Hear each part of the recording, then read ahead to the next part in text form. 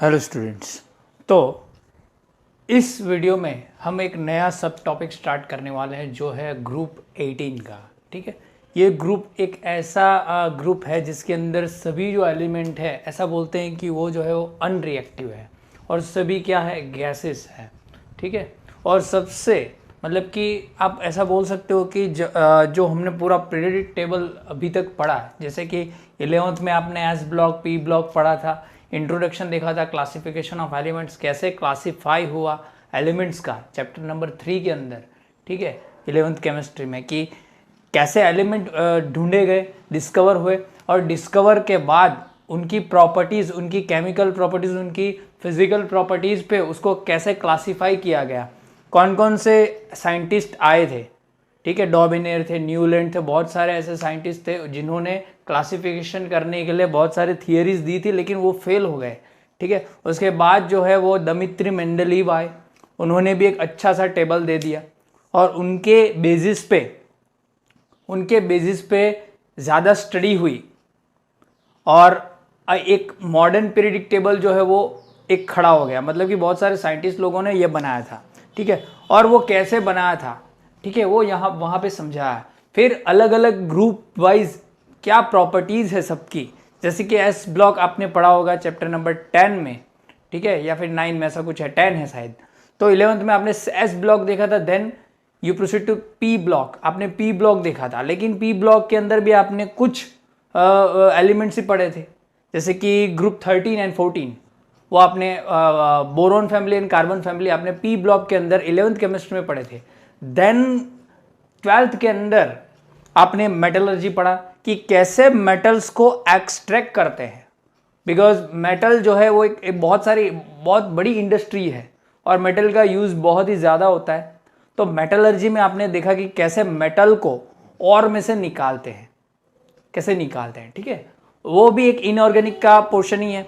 Then हमने P block start किया, तो पी ब्लॉक के अंदर तो हमने 11th में 13 और 14 ग्रुप पढ़े ही थे, तो हमने यहाँ से 15, 16, 17, 18 जो बाकी है वो स्टार्ट किए। देन 15 देखा, वो कंप्लीट देखा था, 16 देखा, ठीक है, 17 एंड 18। तो 17 जो पोर्शन है जो हमारे सिलेबस में है वही मैंने करवाया, बिकॉज आपने ऑलरेडी 15 जो है वो पूरा देखा हुआ है। तो इनर्ट पैर इफेक्ट से लेके कोई भी चीज़ होगी वो आपको इजीली समझ में आ जाएगी। ठीक है, तो कोई भी प्रॉपर्टी होगी जो कि पी ब्लॉक की ही है तो आपको ज़्यादा समझ में आ जाएगी, ज़्यादा मुझे एक्सप्लेन करने की ज़रूरत नहीं है। और दूसरी चीज़ जो उसकी रिएक्टिविटी है या केमिकल प्रॉपर्टीज़ है वो निकल गई है, तो उसका कोई बेस नहीं है आगे, इसलिए मैंने निकाल दिया। ओके, अब आई ग्रुप 18 की बात। तो ग्रुप 18 जो है वो बहुत ही अलग है। मतलब कि आपने जो जनरल ट्रेंड देखा होगा चैप्टर नंबर 3 में 11th केमिस्ट्री में, एटॉमिक रेडियस का जनरल ट्रेंड, कि आप लेफ्ट से राइट में जाओगे तो because of number of shell same रहते हैं। ठीक है, लेकिन जो इफेक्टिव न्यूक्लियर चार्ज है वो बढ़ता है। तो इफेक्टिव न्यूक्लियर चार्ज बढ़ने से क्या होगा कि नंबर ऑफ शेल तो वही रहते हैं पीरियड के अंदर, शेल तो चेंज नहीं होते, तो क्या होगा, एटॉमिक रेडियस डिक्रीज होगी। ठीक है, तो ये चीज़ सभी जो आपने देखी लेफ्ट टू राइट जो जा रही है वो कहाँ से कहाँ तक जा रही है, वो सिर्फ पहले ग्रुप से यहाँ पे 17 ग्रुप तक अप्लाई होती है। 18 ग्रुप के ऊपर कोई अप्लाई नहीं होती, बिकॉज ऑफ 18 ग्रुप जो है वो पूरा अलग है। ठीक है, वो पूरा अलग है बिकॉज वो जो है वो ज़्यादा रिएक्टिव नहीं है। उसके जो सभी एलिमेंट है, सभी गैसेस है और सभी एलिमेंट जो है ज़्यादा रिएक्टिव नहीं है। ठीक है, ये सीधी सी बात है, आपको पता ही है। ठीक है, तो वो एलिमेंट के बारे में थोड़ा मैं ज़्यादा एक्सप्लेन करूंगा जैसे कि आपको ज़्यादा अच्छी तरीके से पता चले। ठीक है, तो ग्रुप 18 हम स्टार्ट करते हैं। आपको मालूम है ग्रुप 18, ओके, जिसे नोबल गैस बोलते हैं, नोबल गैसेस, सभी गैसेस है इसलिए नोबल गैसेस लिखा हुआ है। क्यों है क्यों नहीं सभी मैं समझाऊंगा। ठीक है, तो पहले हम क्या करते हैं, एलिमेंट्स लिख लेते हैं। First helium. चलो अब यहाँ पे क्या है कि कई कई बुक्सों के अंदर हीलियम को इंक्लूड किया जाता है और कई कई बुक्सों के अंदर हीलियम को इंक्लूड नहीं किया जाता। ऐसे बोला जाता है कि वो जो है वो ग्रुप 18 के ऊपर रखा हुआ है और वो फर्स्ट पीरियड में है, बिकॉज ऑफ उसकी जो प्रॉपर्टीज है वो ऐसा नहीं है कि इसके साथ ग्रुप 18 के साथ जो है वो मैच नहीं करती है, सभी प्रॉपर्टीज मैच करती है, because of helium is also exist in gas and mono atomic molecule, sorry mono atomic element. But उसकी जो इलेक्ट्रॉनिक कॉन्फ़िगरेशन आप देखोगे 1s2 वो किसके साथ ज़्यादा रिजेंबल करते हैं, वो है ग्रुप 2 की, ठीक है। लेकिन वो तो मेटल है सभी सारे, ठीक है ना, इसीलिए उसको उसके यहाँ पे ग्रुप 18 के ऊपर रखा है। लेकिन कई बुक्सों के अंदर वो इसके मतलब कि हमारे ग्रुप के 18 में ही दिया गया है, तो हम इसको इंक्लूड कर देते हैं। हीलियम, फिर नियॉन, फिर आर्गन, फिर क्रिप्टन, ज़ेनन, रेडन या रेडन बोल सकते हो आप, और ऑर्गेनिसन। एक लास्ट जो था वो ये 2016 में फाइंड किया था, ऑर्गेनिसन, ओजी, ठीक है। इसको अगर लिखे तो helium, neon, argon, krypton, xenon, radon and oganesson. इसकी ज़्यादा ज़रूरत है नहीं, लेकिन मैंने ऐसे ही आपको बता दिया, ठीक है।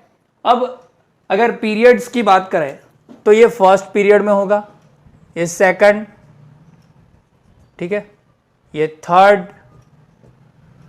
ये फोर्थ, ये फिफ्थ, ये सिक्स्थ, ये सेवंथ। ओके, इतना तो आपको मालूम है। अगर मैं यहां पे बात करूं, दिस ऑल गैसेस या एलिमेंट्स भी लिख सकते हो, यहां पे मैं एलिमेंट्स भी लिख लेता हूं। Elements are exist in mono atomic form. Mono atomic का मतलब क्या है, सिंगल ही एग्जिस्ट करते हैं, डायटॉमिक फॉर्म में एग्जिस्ट नहीं करते हैं, सिंगल ही एग्जिस्ट करते हैं। ओके, दूसरी बात करूं, आपको मालूम है दे आर कॉल्ड एज क्या, इनर्ट गैसेस। इनर्ट गैसेस भी बोलते हैं, और रेयर गैसेस, उनको रेयर गैसेस भी बोला जाता है, ठीक है। ऐसा बोलते हैं, पहले बोला गया था, लेकिन these names are wrong after some discoveries, क्योंकि कुछ डिस्कवरीज के बाद ये क्या हो गया, ये नाम जो है वो क्या हो गए, रॉन्ग हो गए। क्या हो गए, रॉन्ग, मतलब कि ये इनर्ट गैसेस भी नहीं इसको बोला जाएगा, और यहां पे रेयर गैसेस भी नहीं बोला जाएगा। इनर्ट गैसेस का मतलब है इनर्ट, टोटली इनर्ट, किसी के साथ भी रिएक्शन नहीं करेंगे, ऐसे ही पड़े रहेंगे, कोई कुछ आएगा कुछ बोलेगा नहीं। लेकिन ऐसा नहीं है, आफ्टर सम डिस्कवरी हमें पता चला। अगर आपको मालूम होगा केमिकल बॉन्डिंग चैप्टर नंबर 4 के अंदर मैंने आपको ऑक्टेट रूल जब पढ़ाया था, तब ऑक्टेट रूल के अंदर जब ड्रॉबैक्स थे ऑक्टेट रूल के, तब odd electron species, expanded octet species, electron deficient species, और एक नोबल गैसेस का एक केस मैंने पढ़ाया था। अगर नहीं है तो बुक खोलो और देखो, वहां पे आपको मैंने ये लिखवाया था। After some discoveries xenon and krypton, कुछ डिस्कवरीज के बाद पता चला कि krypton are reactive and form xenon fluoride, xenon and krypton fluoride etcetera. कुछ डिस्कवरीज के बाद ये पता चला कि ये भी एग्जिस्ट करते हैं, ठीक है, ये भी एग्जिस्ट करते हैं। तो एग्जिस्ट करते हैं तो इसका मतलब क्या होगा, ये तो पूरा चेंज हो गया, चेंज हो गया ना, कि ये एग्जिस्ट करते हैं तो इनर्ट का केसेस नहीं है। इनर्ट का केस कैसे होगा, ठीक है। अगर रेयर की बात करूं, इनर्ट तो अभी चला गया, क्योंकि ये लोग तो रिएक्शन करते हैं और यही इसी ग्रुप के हैं मेंबर, तो इनर्ट गैस तो बोले नहीं जाएंगे। रेयर गैस का मतलब है रेयरली हो, एकदम रेयरली एग्जिस्ट करते हो, बहुत ही कम अमाउंट में एग्जिस्ट करते हो। लेकिन हमें जो आर्गन मिला, argon is present in 0.9% in atmosphere. पता चला कि आर्गन जो है बहुत ही ज्यादा अमाउंट में एग्जिस्ट करता है एटमॉस्फेयर में, तो रेयर भी कैसे बोला जाएगा, नहीं बोला जाएगा ना, क्योंकि आर्गन क्या है इसकी, ये ग्रुप 18 की फैमिली का है। तो ये खुद जो है वो बहुत ही ज्यादा अमाउंट में ये प्रेजेंट होता है, मतलब कि एटमॉस्फेयर में है। इसका मतलब कि ये जो है, दूसरे की बात छोड़ दो, एक भी एलिमेंट जो है ऐसा मिल जाए जो ज्यादा एग्जिस्ट करता हो, तो फिर ये पूरे ग्रुप को ऐसा नहीं बोल सकते कि ये जो रेयर गैसेस है या फिर इनर्ट गैसेस है, बिकॉज ऑफ जेनोन भी क्या है, रिएक्टिव है, रिएक्टिव है ना। ओके क्लियर, समझ में आया इतना। ओके तो यहां पे इन गैसेस का दूसरा नाम दिया गया, they are called as noble gases. Noble gases नाम कैसे आया वो भी बताता हूं। Noble gases and also called as zero valent gases. अब जीरो वैलेंट गैसेस तो आपको मालूम है, वैलेंसी तो पूरी फिल्ड अप है तो जीरो वैलेंसी है, इसीलिए जीरो वैलेंट गैसेस है। नोबल गैसेस का नाम कैसे आया वो यहां पे मैं बता देता हूं। नोबल मेटल्स, नोबल मेटल्स कौन कौन सी है, जैसे कि अगर मान लो गोल्ड एंड प्लेटिनम, ये लोग जो है वो किसी के साथ रिएक्शन नहीं करते हैं, लेकिन अगर इसके सामने कुछ ऐसी कंडीशन आ जाए, ठीक है, जैसे कि ओलियम, ठीक है, एक्वा रिजिया, तब वो जाके ये लोग रिएक्शन करते हैं। तो ऐसा ही हो गया कि ये लोग जो है, ये लोग कुछ कुछ कंडीशन में ही क्या करते हैं, स्लाइटली रिएक्टिव होते हैं, इसीलिए इनको इसी की तरह ये नोबल मेटल्स है तो इसको भी क्या बोला गया, नोबल गैसेस बोला गया। ठीक है क्लियर, समझ में आया इतना। ओके इतना नोट करो। अब एक दूसरा नाम जो है वो कहां से आया, जूलियस थॉमसन एक साइंटिस्ट थी,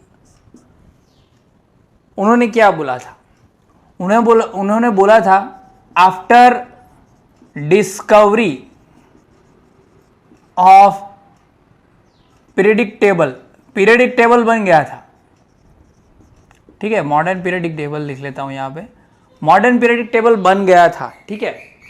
उन्होंने क्या बोला था, लेफ्ट साइड जो है टेबल की, left side of table all elements, जो टेबल की लेफ्ट साइड पे है एलिमेंट्स एस ब्लॉक के, जैसे कि ग्रुप 1 और group 2 are highly reactive because of they are highly electropositive, electropositive बोल सकते हैं इसको, क्यों, इलेक्ट्रोनेगेटिव और इलेक्ट्रोपॉजिटिव का मतलब तो मालूम है ना, केमिकल बॉन्डिंग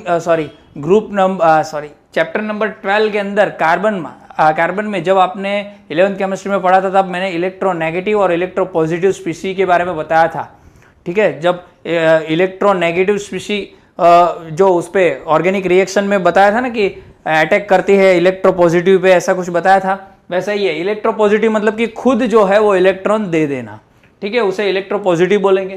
तो वो ज्यादा रिएक्टिव है, ये लोग भी, ठीक है, मेटल्स है और ज्यादा रिएक्टिव है, इलेक्ट्रोपॉजिटिव है और रिएक्टिव है, ठीक है। अगर राइट साइड आप जाओगे, right side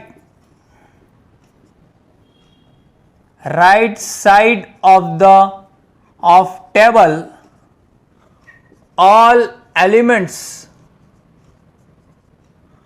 like group 16 and group 17, 18 की बात भूल जाओ, अभी 18 रखा नहीं था, 17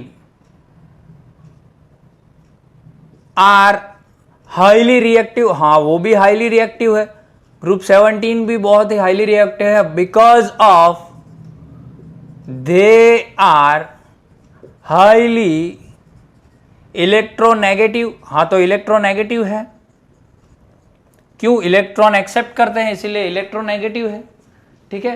तो ये लोग हाईली इलेक्ट्रोपॉजिटिव है, ये लोग हाईली नेगेटिव है, लेकिन ये लोग क्या है, कुछ नहीं है ये लोग। तो ये बोली थी कि उनको बीच में रख दो, क्या बोल दो, बीच में रख दो. So she proposed to place the group 18 into middle of the table, but क्योंकि ये टेबल बन चुका था, the periodic table was already completed, ये बन चुका था. सो noble gases placed at right corner as the name zero group, और उनको क्या जीरो ग्रुप नाम दे दिया गया और एकदम राइट कॉर्नर में रख दिया गया उन सबको. ठीक है, इसलिए एक नया नाम आ गया जीरो ग्रुप. उनको जीरो ग्रुप भी बोलते हैं. ठीक है, समझ में आया इतना तो नोट करो. ओके, चलो मैं ये निकाल देता हूं इतना. अब डिस्कवरीज कैसे हुई उसके बारे में थोड़ी बात कर लेते हैं. How all gases discovered and named, कैसे उनको जो नाम है वो दिया गया. ठीक है, तो यहां पे फर्स्ट जो स्टार्ट किया वो थे Henry Cavendish. Henry Cavendish which introduced the discovery of noble gases. उन्होंने स्टार्ट किया था नोबल गैस को फाइंड करने के लिए. देन इन 1894 के अंदर पहले जो हमारे ये थे, ठीक है, हमारे जो साइंटिस्ट थे वो थे लॉर्ड रेले. स्पेलिंग भी बहुत, स्पेलिंग गलत भी हो सकता है, ऐसा कुछ नहीं है. लॉर्ड रेले, जिन्होंने हीलियम ऑन द सन, मतलब कि हीलियम गैस जो थी वो सन पे फाइंड की. ठीक है, देन थे हमारे सर एस रैमसे, जिन्होंने हीलियम को ऑन द अर्थ, मतलब कि अर्थ पे है हीलियम, उसके बारे में रैमसे ने बताया. और रेली ने क्या बताया, वो सन पे है. तो नाम कैसे पड़ा, तो हीलियम का नाम जो पड़ा, हीलियम, सॉरी ऐसे लिखता हूं मैं, helios, helios which is the core of sun. Sun के अंदर सब हीलियम भरा हुआ है. ठीक है, हीलियोस का मतलब है द कोर ऑफ सन, उससे नाम पड़ा हीलियम. क्या पड़ा, हीलियम. समझ में आया इतना कि हीलियम नाम कैसे पड़ा. ओके, क्लियर, आगे बढ़े. अब दूसरे जो थे वो थे हाइल ब्रांड, जिन्होंने नियोस, जिसका मतलब होता है न्यू गैस, उससे नाम पड़ा नियोन का. क्या पड़ा, नियोन का. ठीक है, अगर आर्गन की मैं बात करूं, ठीक है, तो ये आराम से है ना, राम से, यहां पे मैं लिख लेता हूं. आर्गन फाइंड किया इन एटमॉस्फेयर अबाउट 0.9%. रैमसे ने क्या किया था, आर्गन को फाइंड किया था कि इतने परसेंट जो है वो क्या है, आर्गन जो है वो एटमॉस्फेयर के अंदर है. ठीक है, क्लियर. क्रिप्टन का नाम कैसे पड़ा, क्रिप्टन का नाम पड़ा क्रिप्टस से, उसका मीनिंग है हिडन. ठीक है, उससे क्या पड़ा, क्रिप्टन का नाम. हिडन गैस बोल सकते हो जो मिलती नहीं है. ठीक है, फिर अगर मैं बात करूं जेनन की, तो जेनस से नाम पड़ा, जिसका मीनिंग होता है स्ट्रेंजर। स्ट्रेंजर गैस बोल सकते हो आप, जिससे जेनन का नाम पड़ा। ठीक है, जेनन। ओके, क्लियर, समझ में आया। अब अगर रेडन की बात करूं, रेडन की, तो मैं यहां पे लिख लेता हूं। अर्न्स्ट डॉन नाम के एक साइंटिस्ट थे, जिन्होंने क्या किया था, रेडियो एक्टिव डेके किया था रेडियम का। ठीक है, रेडियो एक्टिव डेके किया था रेडियम का। यहां पे लिख लेता हूं मैं, रेडियो एक्टिव डेके, जो तोड़ते हैं ना रेडियो एक्टिवली, उसे रेडियो एक्टिव डेके बोलते हैं। वहां से रेडियम हमको मिला और एक हीलियम मिला, हीलियम मिला और यहां पे हमको रेडियम मिला। ठीक है, क्लियर। सॉरी, यहां पे 88 होगा, तो यहां पे 86 होगा। तो ये गैस जो है वो हमको मिली, अर्न्स्ट डॉन ने ये फाइंड किया था। ठीक है, ओके, समझ में आया इतना कि कैसे ये सभी जो गैसेस थी वो हमको मिली थी। ओके, अब यहां पे चलो ये निकाल देता हूं, जुलियन थॉमसन। बहुत सारी गैसेस जो है वो एटमॉस्फेयर में है, लेकिन सिर्फ एक ही गैस है जो एटमॉस्फेयर में नहीं है। मैं ग्रुप 18 की बात कर रहा हूं। ऑलमोस्ट ऑल गैसेस एक्सेप्ट एक को छोड़ के, जिसका नाम क्या है, रेडन, क्योंकि वो रेडियो एक्टिव है। यहां पे लिख लो रेडियो एक्टिव, ये रेडियो एक्टिव गैस है, अगर होगी तो फिर प्रॉब्लम करेगी क्रिएट। आर प्रेजेंट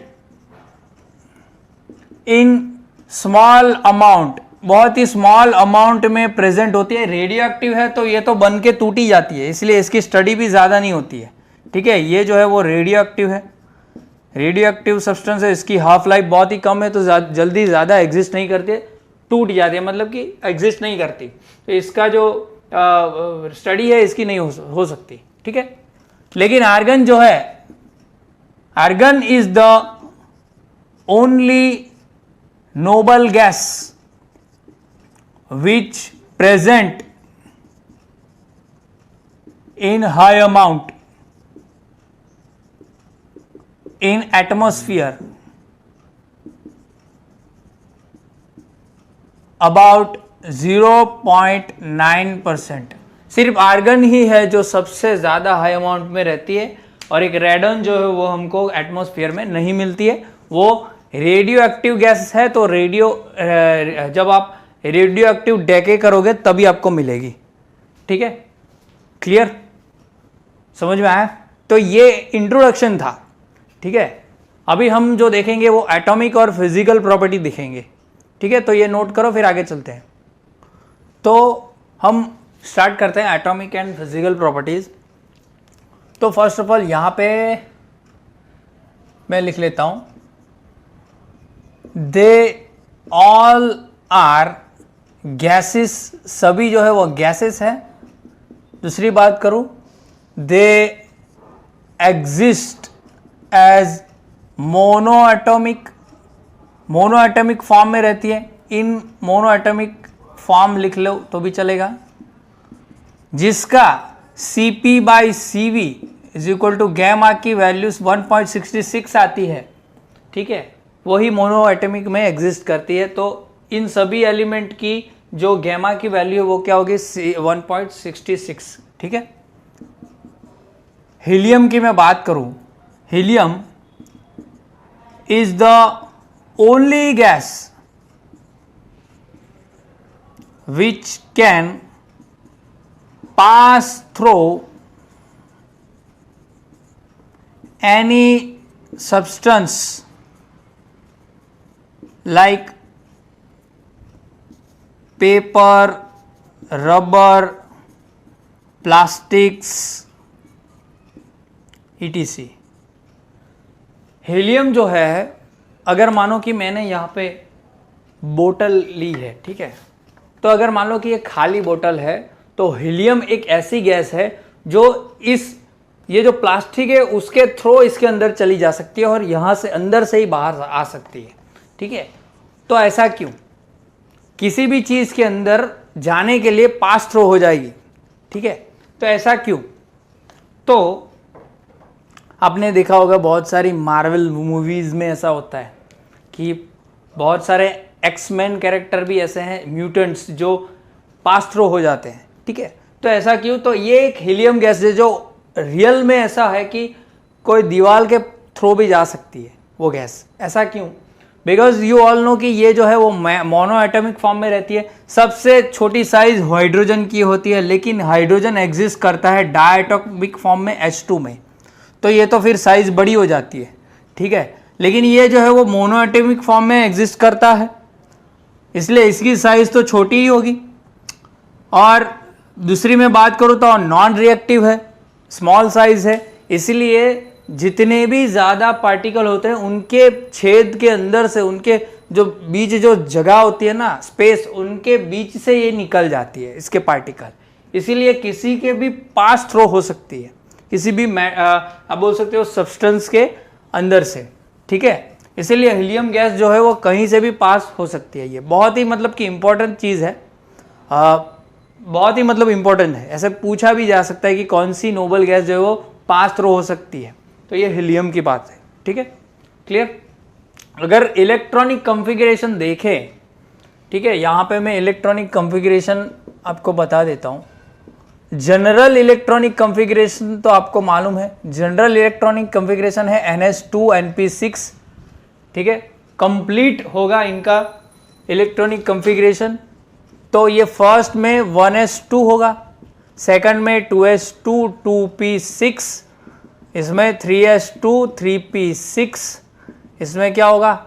इसमें होगा 3d10 4s2 4p6, इसमें क्या होगा? इसमें होगा 4d10 5s2 5p6, इसमें होगा 4f14 5d10 6s2 6p6, इसमें होगा 5f14 6d10 7s2 7p6। ठीक है, ऐसा थोड़ा ऐसा कुछ हो सकता है, लेकिन मुझे लगता है तब तक तो यहाँ पे सभी चीज़ें बराबर है। ठीक है, इलेक्ट्रॉनिक कॉन्फ़िगरेशन देख लेना आप थोड़ा। ओके, तो ये 7th पीरियड है ना, तो लास्ट शेल 7th होगा, ये 6th पीरियड में है तो 6th होगा, यहाँ पे 5, यहाँ पे 4, यहाँ पे 3, यहाँ पे 2, ये लास्ट शेल की बात कर रहा हूँ मैं। ठीक है, तो ये कुछ इलेक्ट्रॉनिक कॉन्फ़िगरेशन होगी। कंप्लीट इलेक्ट्रॉनिक कॉन्फ़िगरेशन आप देख सकते हो। ठीक है, तो इनको कोई ज़्यादा ज़रूरत है नहीं रिएक्शन करने की, नॉन रिएक्टिव ही रहते हैं, लेकिन कुछ ऐसी कंडीशन आ जाएगी तब जाके वो रिएक्शन करेंगे। ज़्यादातर ज़ेनन और ये क्रिप्टॉन ये लोग रिएक्शन करते हैं, वो मैंने आपको बोला था।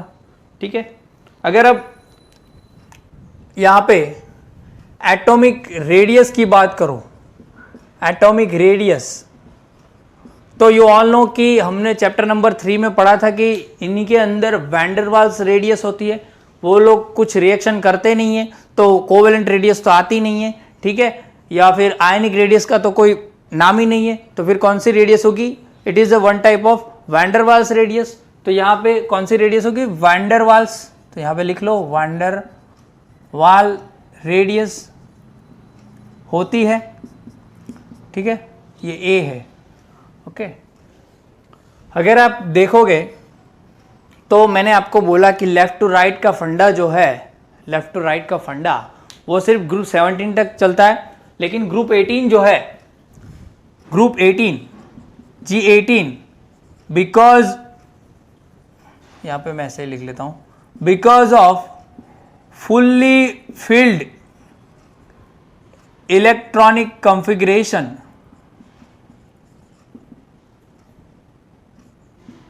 G18 elements have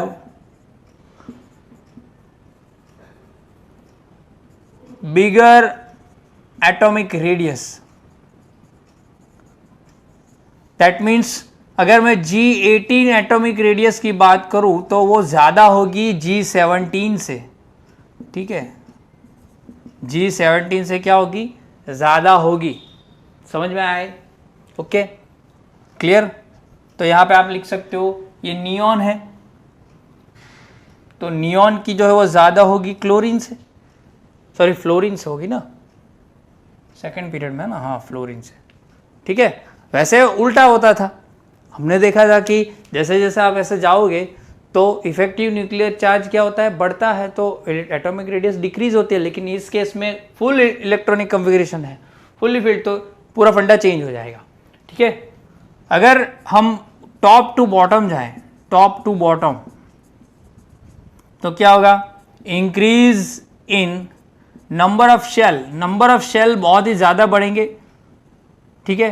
तो एटॉमिक रेडियस भी क्या होगी, इंक्रीज होगी, ठीक है। सभी एलिमेंट्स लिखने की ज़रूरत नहीं है, सभी फंडे लिखने की ज़रूरत नहीं है, ये डोमिनेट करता है नंबर ऑफ शेल, इसलिए यही लिखेंगे, ठीक है, ओके। तो एटॉमिक रेडियस क्या होती है, इंक्रीज होती है टॉप टू बॉटम ग्रुप में आप जाओगे तो, ठीक है। अगर लिखना हो तो यहाँ पे लिखना इन ग्रुप, ओके, इतना नोट करो।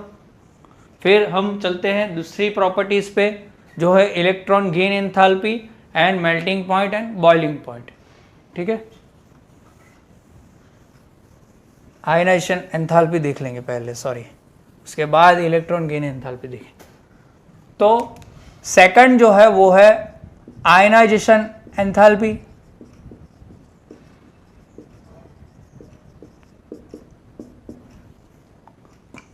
तो सीधी सी बात है क्या होगा, because off fully field stable electronic configuration, G18 elements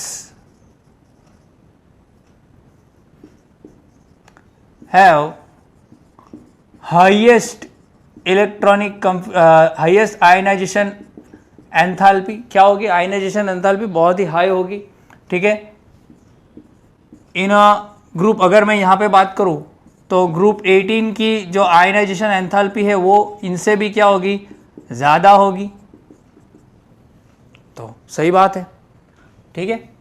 अगर मैं टॉप टू बॉटम की बात करूँ, top to bottom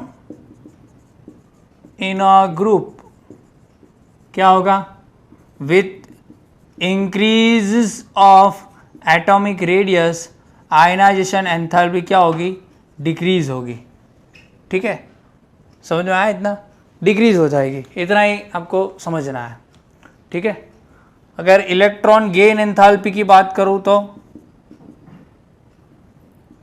electron accept करेगा तब एनर्जी निकालेगा, इनको तो चाहिए ही नहीं, they already have stable fully filled electronic configuration, उनके पास तो स्टेबल है ही, so they do not accept an electron easily, वो लोग एक्सेप्ट नहीं करेंगे। So we need to give energy to accept the electron by these elements। अगर हमको इनको एक्सेप्ट करवाना है तो हमको ज़बरदस्ती एनर्जी देनी पड़ेगी। सो G18 elements electron gain enthalpy is positive, क्या होगी, पॉजिटिव होगी। समझ में आया?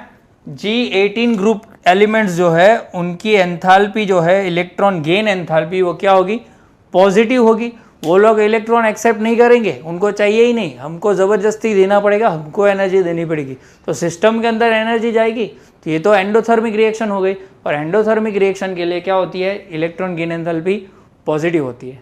ठीक है, क्लियर, समझ में आया इतना? तो इतना नोट करो, फिर आगे दो प्रॉपर्टी है वो देख लेते हैं। अब यहाँ पे मेल्टिंग पॉइंट और बॉइलिंग पॉइंट की बात करूँ melting point and boiling point तो ये सबको मालूम है, साइज पे डिपेंड करता है, फिर अंदर के फोर्स पे डिपेंड करता है। तो मैं यहाँ पे लिख लेता हूँ, because of they have week wander वाल फोर्स, उनके अंदर जो वीक वैंडर वाल फोर्स होता है, they have low melting point and boiling point. ठीक है, ये बस इतना, इससे ज़्यादा कुछ लिखना नहीं है। ठीक है, और अगर मैं सॉल्युबिलिटी की बात करूँ, ये क्वेश्चन बहुत इंपॉर्टेंट है, सॉल्युबिलिटी इन वाटर। तो ये लोग तो रिएक्शन करते नहीं है, तो सॉल्युबिलिटी वाटर में कैसे होगी, लेकिन दे स्प्रिंगली या स्लाइटली बोल दो, और स्लाइटली सॉल्यूबल इन वाटर।